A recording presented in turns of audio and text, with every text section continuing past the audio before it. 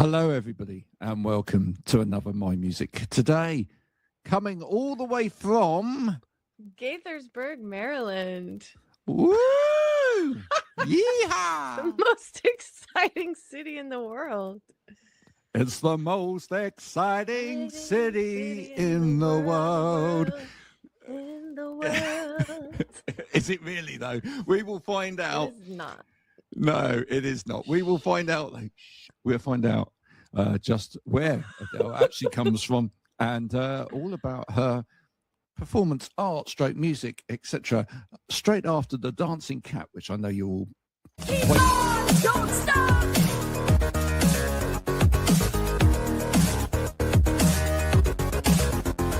Keep on, don't stop.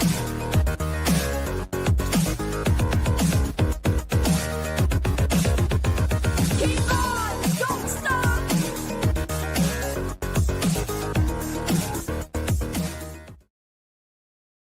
told you it was good. You told me. You did not lie. No, what a great little dancing cat that is. It just makes us all feel that little bit more happy at the right side of the day, doesn't it? What time is it there? Indeed. It is 11:43 a.m. in the morning. I remember 11:43 a.m. this morning. I was at 11:43 a.m. UK time. I was writing a post on jobs boards. There we are. That's what I was doing. And you're now talking to me at 11:43 a.m. Yeah, time warp. in your time, and it's now 4:43. What do you think you'll be doing at 4:43 today? Probably some chores. Very exciting. Chores. Love it. Great way to start my music interview. Do you call them chores there? Is that what you call them? Yeah, I do. Do you not call them chores? Oh, well, yeah. Is it like we do. fun time? Oh, fun activities such as doing the washing up and the ironing and putting clothes into the washing machine. But you know the joke about chores, don't you? Oh, you know the. Yeah, No? of course. Yeah. What's the joke? Why don't you tell everyone that joke? Yeah, right. I see. So what you're meant to do is next time, yeah, you're in a pub or a bar over there, isn't it? Well, next time you're in a bar with somebody, you go up to the bar and you say to them, "Oh, do you know what? I might have to go in a minute because I've got chores to do," right? And they say to you, "What chores?" And you say, "A pint of whatever." You see, what chores? That's great. Nice. And they say, "What? Why are you having a pint of pina colada?" Wow. What is your what do you have if you go to a bar? What's your tipple of fancy? Are you? I like a mojito. A mojito. Oh, no, you don't want a pint of mojito, though, do you? No. Cool. Imagine that. Do you? Wow. A pint of mojito, please. I'm having a serious session tonight. Thank you very much. So, Adele Marie, now you've got a very interesting Instagram. Very interesting. I'm not sure that the onlooker can tell whether you're an artist in like the full sense of the word, or a musician, or just a creator of things. Lover of disco eggs. Yeah. How would you describe yourself?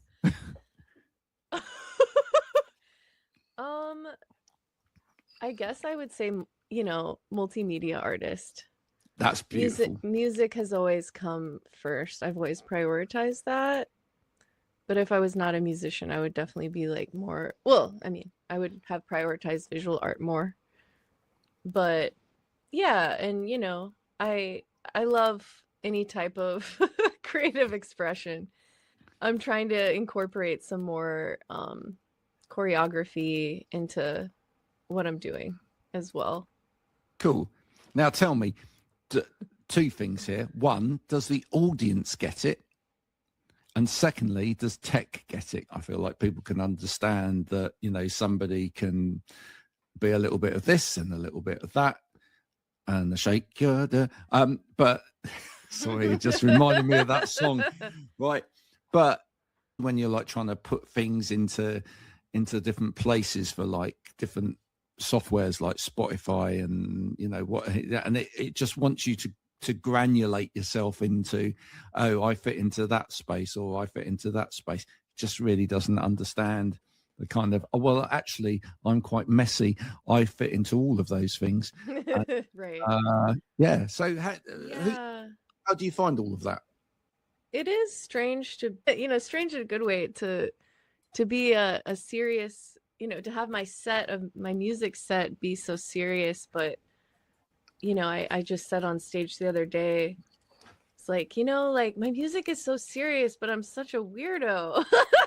It's like, how does that work? Like, how does that make sense? And one of the other performers was like, yeah, Adele, I really relate to that. And I think it's really common, you know, that you have that juxtaposition. And I think like when we're making art and when we're accessing those like deeper, vulnerable spaces of expression, at least for me, like it doesn't feel right if it's not fully rounded in who I am, you know, beyond this like, you know, serious song.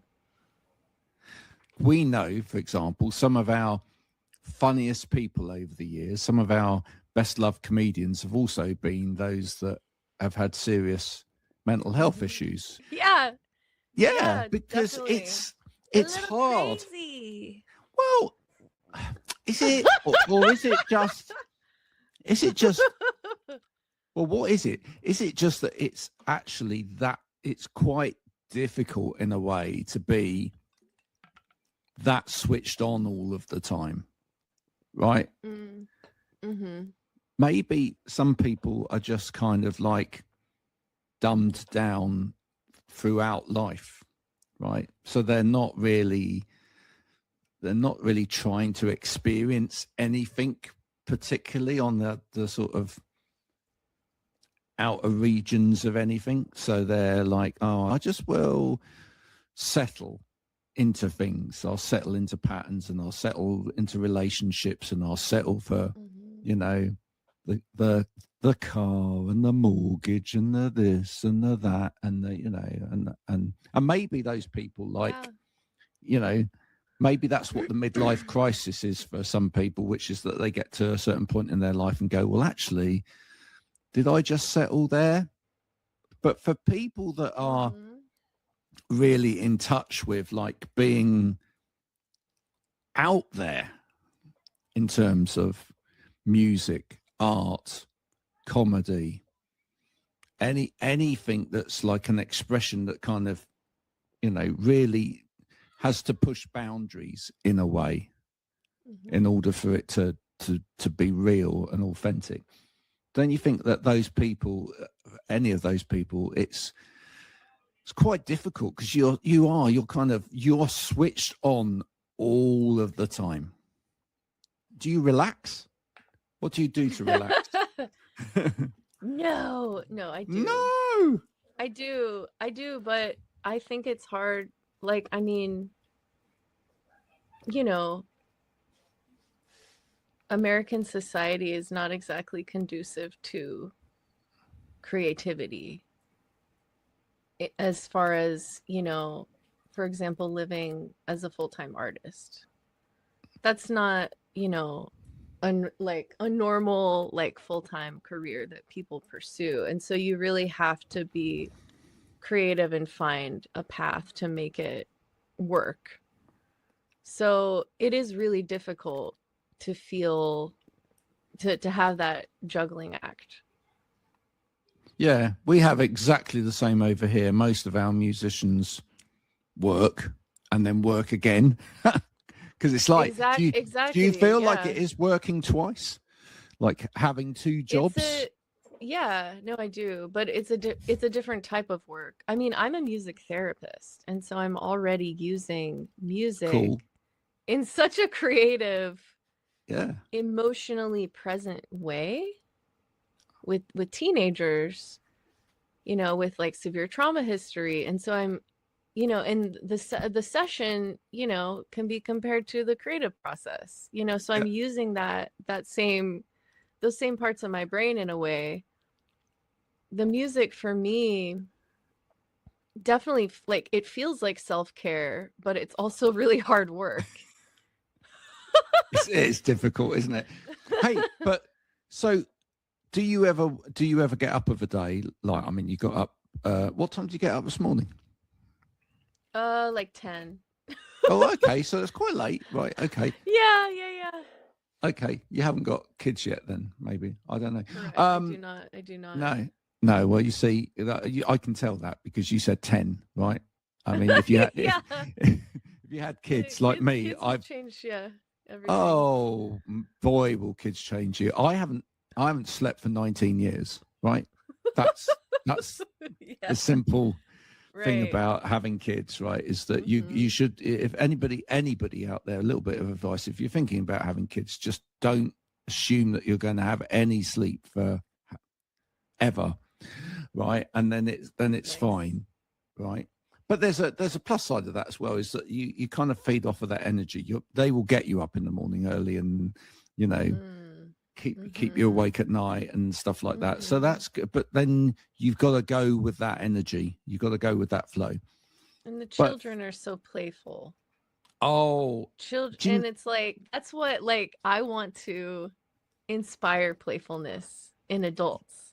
absolutely. Because I feel like that is such a lost expression. And we know too that when we're playful, neuroplasticity, like when we engage in play, neuroplasticity in the brain increases. And so play is a form of intelligence. Yep. We're, you know, yeah, it's okay to play, and we can reframe that. I saw an Instagram reel the other day with Jacob Collier, you know, the multi-instrumentalist. Yeah.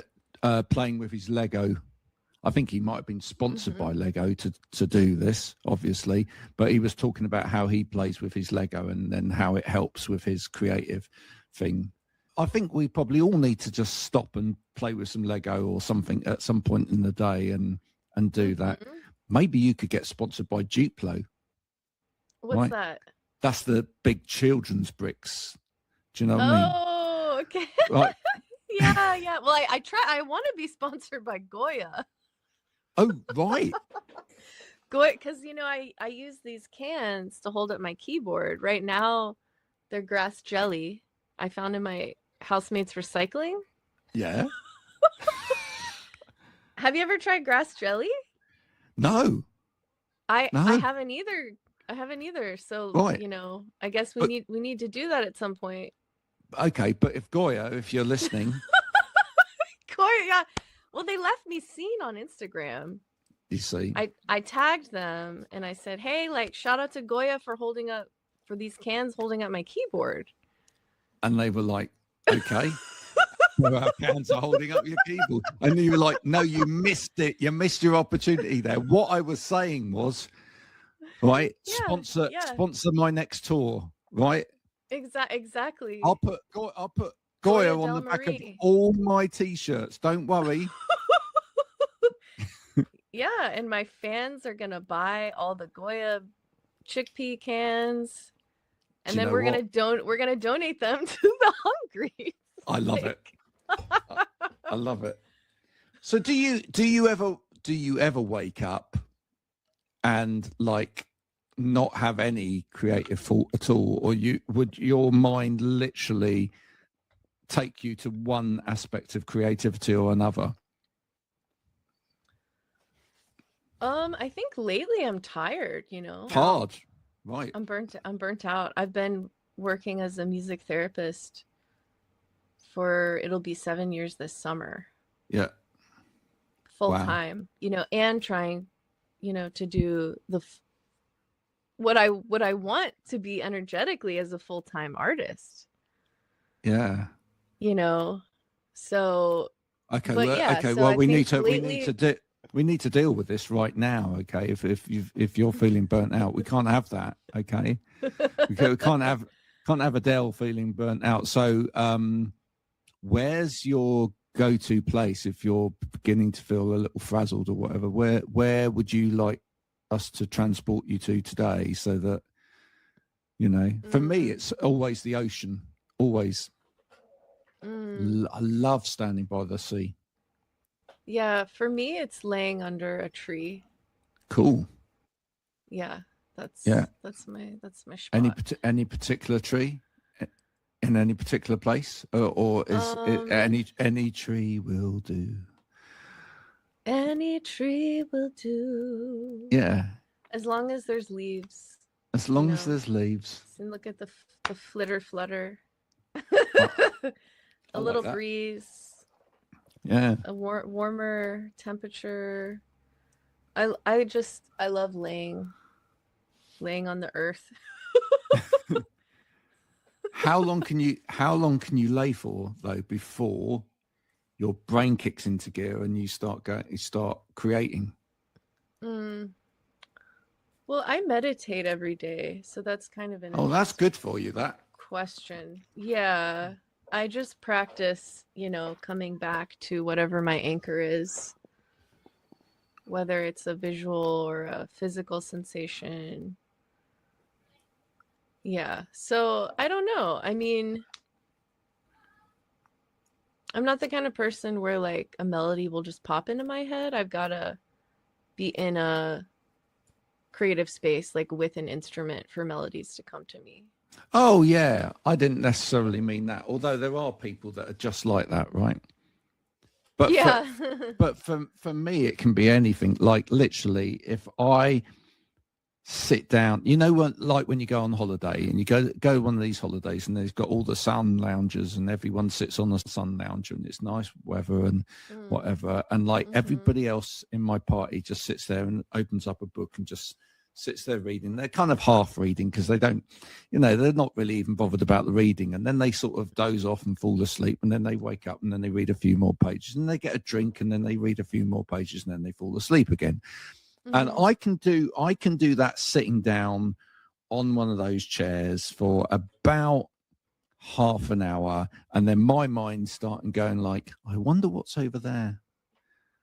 Like, could I just get a bit of paper and start doodling something? Could I create some words here? Or if I dug a hole there, wonder what would come out the other end. It's just like my mind just your mind goes woo. Yeah. All over. Yeah, I mean, I think if I'm reading, if I don't have something to write with, I'll probably get stressed out. I'll be like, oh, yeah. I need to be able to write what these words are making me think of. Or yeah, maybe it's a drawing, whatever it is. Yeah. Are you surprised at what you think of for songs?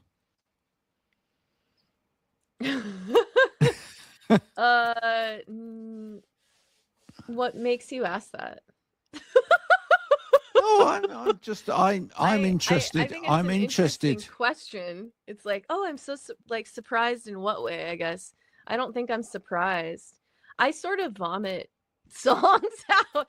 I don't I can't sit down and write a song. I just have to let it, just a complete, just free associate. Like that's the only way I know how to make music and art. And so I think I'm, I don't think I'm surprised. I think like when I'm like in the process of like creating something new in the moment,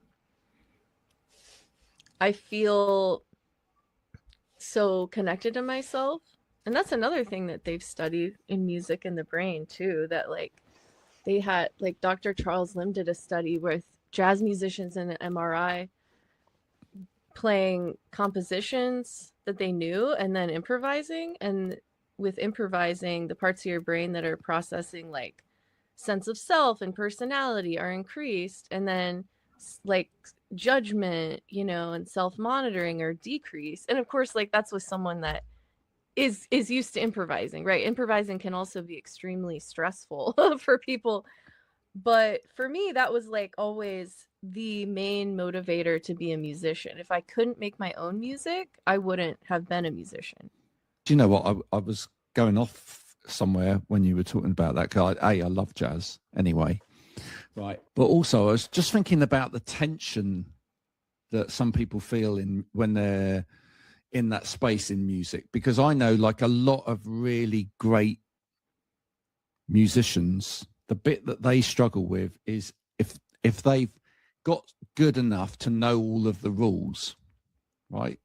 So they know they know structure, and they know what modal is, and they know what this is, and they what, yeah. So that's the structured bit coming in the head, and then you talk about improvising, where you got to kind of walk away from that a little bit and be prepared to break some rules. But for a lot of people, they really struggle then to break those rules. Yeah. Really struggle. Most definitely. Right. Whereas I never knew any of the rules because you didn't know there were any rules to break. because my capacity for learning the rules was so bad, right? But I just thought that breaking the rules was the rule, right? But it's right. yeah, but it's yeah, no, it fascinates me, that whole thing, because I do feel like some of the best songs ever have been written by people that just don't understand music, right? Yeah, or yeah. like the rules of music, because they've literally Right, just like Kurt Cobain. Yeah. yeah. It's like, yeah, and I mean, I studied music in college. I studied classical voice, and Wow. yeah, it's really interesting to think about. I don't know, I guess for me it was always like I conceptualize it as balancing spontaneity, improvisation, no mind, inner child artist with, does the meditation physical skills. Yeah. Does the meditation help in that? I'm genuinely interested. Does the kind of like allowing yourself time to let go, if you like, of restraint, does that then help in terms of like allowing yourself to let go in music? No. Okay. Not for We've cleared that up. Not for me. Maybe for you, maybe for someone else. I encourage it. But for me, music was inherently my freedom. Improvisation was one of the first ways that I connected to music as far as creating music. Cool. As a child, being out on my swing set, spending hours alone just singing, making up songs.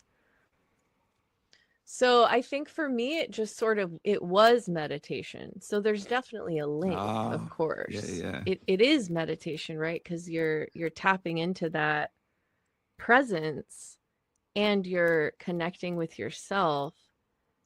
So it's like an interesting balance between like connecting internally, but then putting something out into your external environment and then getting to witness it as sound. And then sharing it, music's just everything. It is. Which brings us back round to that first question, which I kind of asked you and then didn't get you to finish answering, which is, so we kind of know where you are at with your music, but in terms of your audience, then do the audience ever surprise you? Does your audience ever surprise you in terms of the way they receive your music?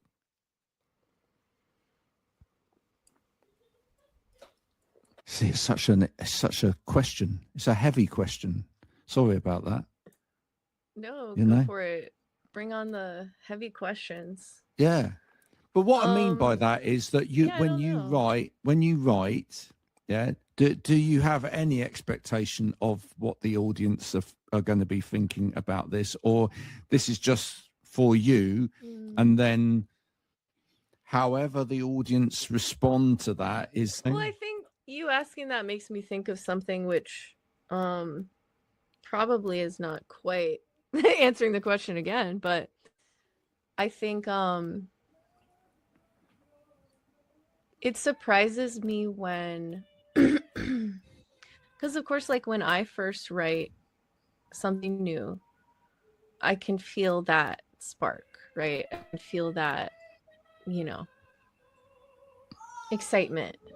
And of course that, you know, that fades over time. It changes over time. Yeah, yeah, yeah. My relationship with that spark, remembering that spark, you know, of course, you know, kind of wanting it back, and then maybe sometimes performing it live and then accessing that again.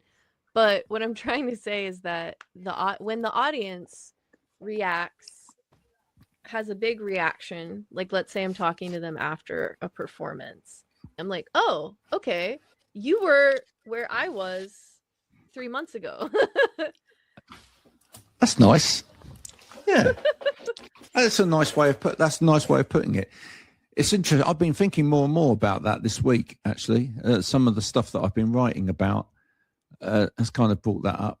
But it's true that our response to something, or the way we interact even with our own, you know, thoughts and material, or our belief system, or everything else, you know, doesn't continue to sit in the same space, because we evolve, you know, over time. So it's really interesting. Changes forever once you share it. I've asked some fairly famous musicians on here in the past, like, you know, if you were like the age that you are now, would you have ever have written that song? And it's an interesting one, isn't it? Because, you know, especially when you know like such famous songs by people that have like transcended and gone down from generation to generation, and everyone's gone, that's such a classic song or whatever. Mm-hmm. But ultimately, it probably only existed because of somebody being in that space at that time, in that moment, and everything about their life being at that point. And yeah, right? Would they have written it 30 years down the line? Probably not, right? Probably not. It took that exact moment. That's why artists are so obsessive with recording. Right. You know, it's just like, oh, I gotta record this idea. You know. Yeah, because everything moves on. But I think what you're doing on your socials is great. I honestly do, because it's quite refreshing. I feel like. Thank you. It's a pleasure. I just feel like most, not most, but a lot of artists get kind of trapped these days into, this is what self-promotion of music needs to look like, you know. And I've had many conversations on here with especially young artists. I had an artist on here the other day who had a great start to his career. At 11, he had a record contract with Decca. 11. Nice. Wow. Right? Yeah. Now he's like 17. He's trying to find himself again now at 17. I'm like, you got plenty of time, mate. You're 17. Yeah. Right? Honestly, I'm 54 and I'm still trying to find myself. It's a life journey. But the thing is that I said, look, one of the things I would advise on is that, you know, when you see like what people are saying, and you listen to like what people are saying about what you should do on social media and what you should do about this and what you're doing about, you know, don't be scared to like take the creative side of you into all of that as well, rather than just follow the herd. Right. These certain taglines and phrases and these little snippets of clips of songs. It's like there is room. Like what you're saying, because you have to be creative. Yeah, it's like, yeah. Well, and that's another thing. It's like artists now have to interface with social media.